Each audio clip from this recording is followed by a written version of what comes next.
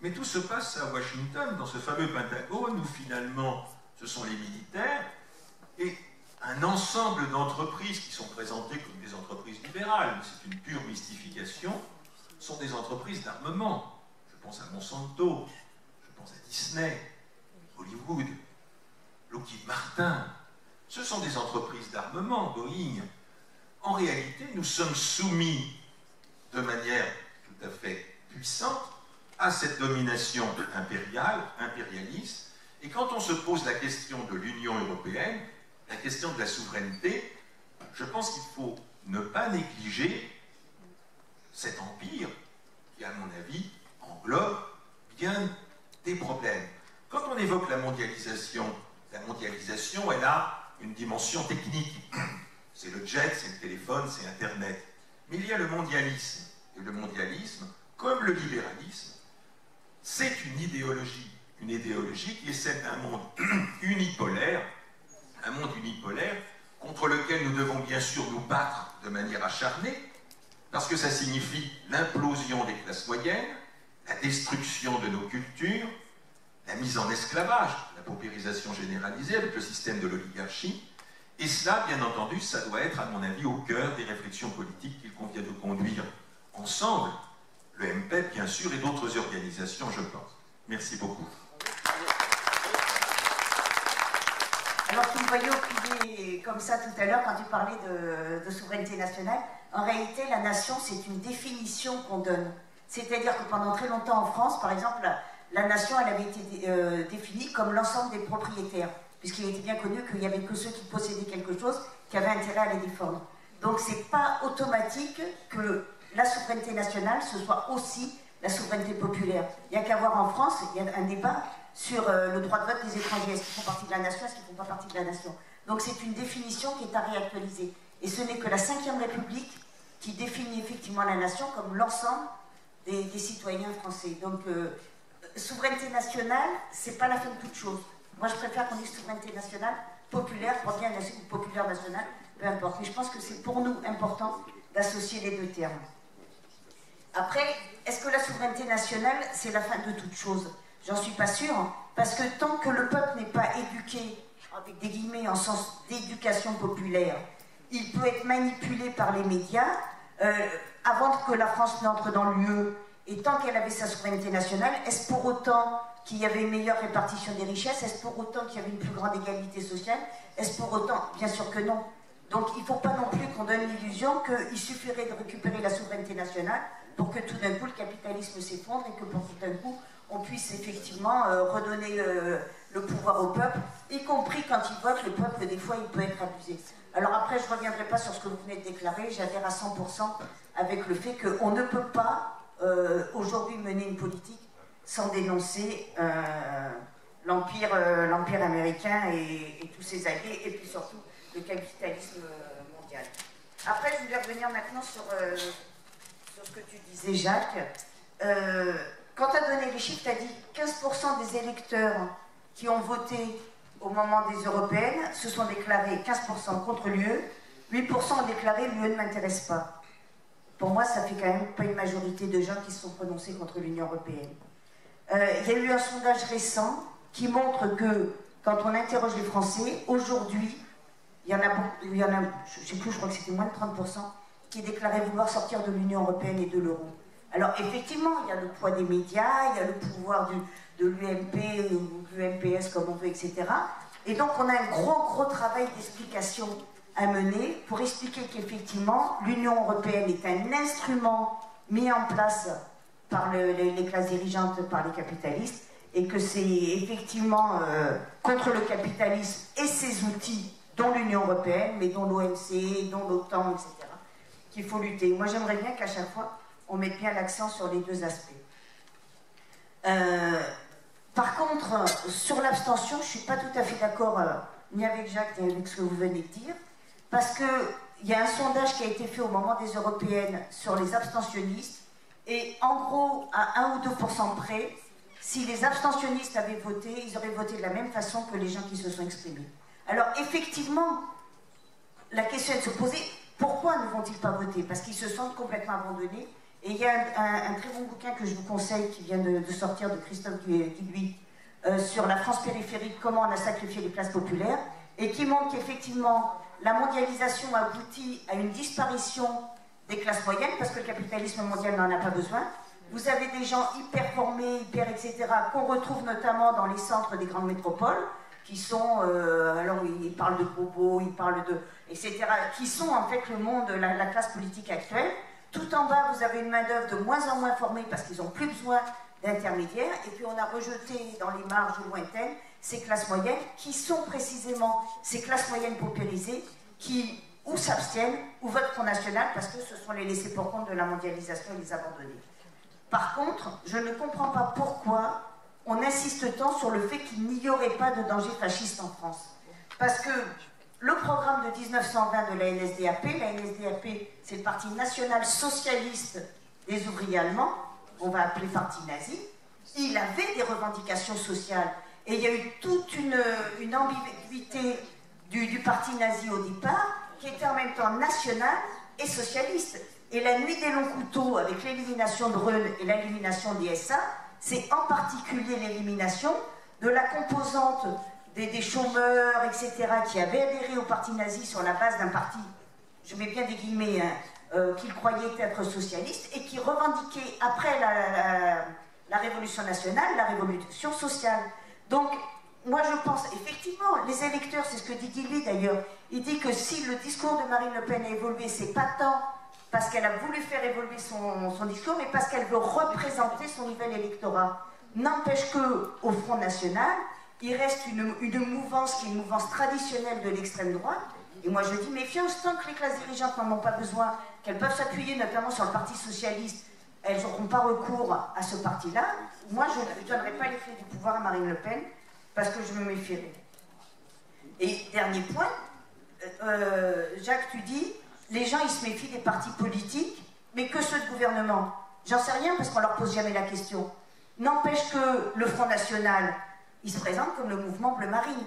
C'est-à-dire qu'il a gommé l'aspect parti, il y a le noyau Front National, mais il a ouvert très très largement la possibilité du vote à des gens qui précisément ne veulent plus être encartés, embrigadés, manipulés, dirigés par des partis politiques parce qu'ils ont l'impression qu'on ne leur laisse pas le choix. Et donc ils ont créé ce mouvement Bleu Marine parce que précisément elle a senti que si elle voulait faire venir une partie des classes populaires dans ses rangs, il fallait bien qu'elle donne cet aspect d'ouverture. Et après, je m'arrête là. Michel, tout à l'heure je t'ai interrompu là sur les Italiens. Je précise ma question, j'ai pas voulu, j'aurais pas dû t'interrompre d'ailleurs. Parce que au départ, ça s'appelait Coordination nationale de la gauche italienne contre l'euro. Et puis là maintenant, je vois que dans les documents, ça s'appelle plus que Coordination nationale italienne contre l'euro. Alors peut-être, je sais pas si les camarades italiens sont dans la salle, s'ils pourront répondre à la question tout à l'heure. Alors gauche, pas gauche, c'est une erreur. Non, il n'y a pas écrit gauche. C'est non, si, Coordination nationale Sinistra.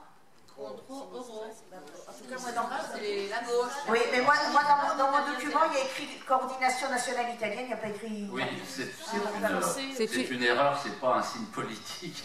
Marie Bouillet, je veux dire que je suis adhérente du MPEP et je suis du département de l'Essonne, qui est en région parisienne. D'abord, je veux dire que je suis entièrement d'accord avec ce que vous venez de dire, monsieur. En effet, il faut resituer notre combat dans une situation internationale qui, depuis la chute du mur de Berlin, a complètement changé. Et que si on ne nous donne pas la parole, bon, c'est parce que nous sommes petits d'abord, et ensuite parce que nous ne sommes pas du tout dans l'air du temps de cette pensée unique qui nous vient directement des États-Unis. Dans cette lutte mondiale pour le pouvoir, qui après la guerre de 14 est passée de l'Europe aux États-Unis, et puis qui maintenant bascule vers l'Asie, ce qui fait que les États-Unis essaient de s'allier à l'Europe, à les reprendre en main. C'est pas nul. Hein. Il faut avoir ça dans l'idée qu'on n'est pas dans le sens de l'histoire que veulent nous imposer les États-Unis. Donc c'est pas étonnant si on ne nous donne pas la parole dans les médias. Je précise une chose, c'est que j'ai participé à la campagne du boycott des élections européennes, mais je pense qu'il faut en limiter la portée. Dans le sondage qu'a cité Jacques tout à l'heure, il y avait tout de même 23% des gens qui s'étaient abstenus qui pensaient qu'ils ne s'intéressaient pas à ce suffrage, hein, à cette élection. Je pense que, en effet, pour beaucoup, l'abstention, c'est le signe que ces gens-là, pour eux, l'Union européenne est loin d'eux. Et je pense que ça va être très difficile de ramener ces gens-là, d'en faire, comme disait Jacques tout à l'heure, d'en faire des abstentionnistes une force prête à s'engager. C'est pas évident du tout. Hein, et je pense qu'il y a un gros travail d'émancipation populaire et d'éducation populaire à faire. Je sais que Gilles a parlé beaucoup de la souveraineté nationale, mais c'est vrai, comme dit Sylvie, il faut parler de souveraineté populaire. Hein, et ça demande pour cela, la souveraineté populaire, de faire de l'émancipation populaire et de faire aussi de demander des institutions qui soient démocratiques. Un des gros problèmes de l'Union européenne, c'est que ce ne sont pas des institutions démocratiques. Il n'y a aucune séparation des pouvoirs. Je pense que si on parle politique, il faut parler institutions, il faut parler institutions démocratiques. Hein, et d'un fonctionnement de politique qui soit démocratique. Et là, il faut montrer l'exemple, je vais dire. Merci. Qui a longuement parlé de souveraineté nationale et de souveraineté populaire. Et ma question, elle rejoint d'ailleurs celle des autres camarades, Sylvie et Marie, puisque je voudrais que tu nous précises, Gilles, s'il y a vraiment une différence entre la souveraineté nationale et la souveraineté populaire, ou est-ce que les deux sont absolument indissociables? Est-ce qu'il faut dire souveraineté nationale et populaire? Bon, voilà, une différenciation, une précision, s'il te plaît. Je pose cette question parce que j'ai eu l'occasion de discuter avec le président du Conseil général du Cher. Ah, je n'ai pas dit aux amis là, que je suis la représentante du MPEP de la Fédération du Cher, le 18. Donc, j'ai eu l'occasion d'être reçue par le président du Conseil général du Cher à l'occasion de ce projet de suppression des départements, etc. Donc, on avait eu un entretien. Et son secrétaire, c'est pas lui-même, mais c'est son secrétaire qui assistait également à l'entretien, qui nous a dit « Ah, mais attention, la souveraineté nationale, ça n'a rien à voir avec la souveraineté populaire. » Bon, moi, j'ai rien dit, parce que c'était pas vraiment le cœur du sujet de l'entretien de ce jour-là, mais je me suis dit, il faut que je me fasse expliquer par quelqu'un de compétent s'il y a vraiment une différence, laquelle, comment, qu'est-ce qu'il faut dire exactement. Merci Gilles de nous répondre. De la Fédération MPEP de l'Isère. Moi, je voulais revenir sur, parce que je ne sais pas si tout le monde a en tête, sur l'appel qu'on a lancé sur la création d'un comité national de résistance républicaine à l'Union européenne au niveau national et la déclinaison départementale, donc les CDRU. Et ce qui est intéressant, c'est que c'est un appel qu'on a porté, bon pas que le MPEP, hein, mais qui a eu au moins autant de succès que les précédentes pétitions qu'on avait lancées, notamment par rapport à la sortie de l'euro, hein, qui est une pétition sur laquelle on a beaucoup travaillé et qu'on avait présenté aussi à la fête de l'UMA, comme on a présenté cette année l'appel à la formation à la résistance contre l'Union européenne.